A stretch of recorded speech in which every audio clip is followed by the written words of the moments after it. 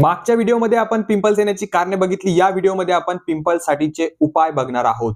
सकाळी आणि रात्री आपल्याला चेहरा माइल्ड फेस वॉशने धुवायचा आहे. मी सजेस्ट करेल सॅलिसिलिक ऍसिड असलेला फेस वॉश यूज करायचा. जसं की तुमची स्किन जर ॲक्ने प्रोन स्किन असेल तर मित्रांनो चेहरा कधीच गरम पाण्याने धुवू नका.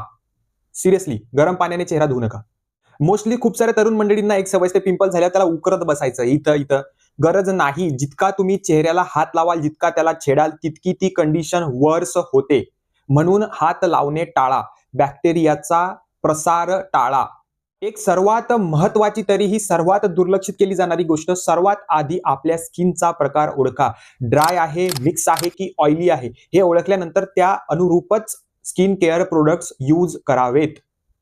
आता ज्यांना ऍक्टिव्ह ॲक्ने आहेत सध्या त्यांच्यासाठी ट्रीटमेंट सांगतोय. स्पॉट ट्रीटमेंट आहे बेन्झॉइल परॉक्साईड. हे बघा, हे बेन्झॉइल परॉक्साईड जे आहे हे आयदर क्रीम फॉर्म मध्ये किंवा जेल फॉर्म मध्ये येते. क्रीम फॉर्म मध्ये असलं तर 5%, जेल फॉर्म मध्ये असलं तर 2.5% यूज करायचं आहे. हे लावण्यासाठी वापरायचं आहे. ठीक आहे. फॅटी आणि मसालेदार पदार्थ टाळायचे आहेत. स्ट्रेस मॅनेजमेंट करायची आहे आणि 8 तासांची पुरेशी झोप घ्यायची आहे.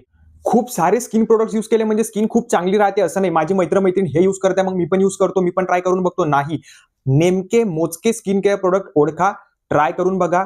जर सूट झालं तर तेच कंटिन्यू ठेवा. सर्वात महत्वाची गोष्ट म्हणजे संयम. तुमची स्किन काचेसारखी नितळ होणार परंतु वेळ लागेल. संयम ठेवा, तिला हील होण्यासाठी वेळ द्या.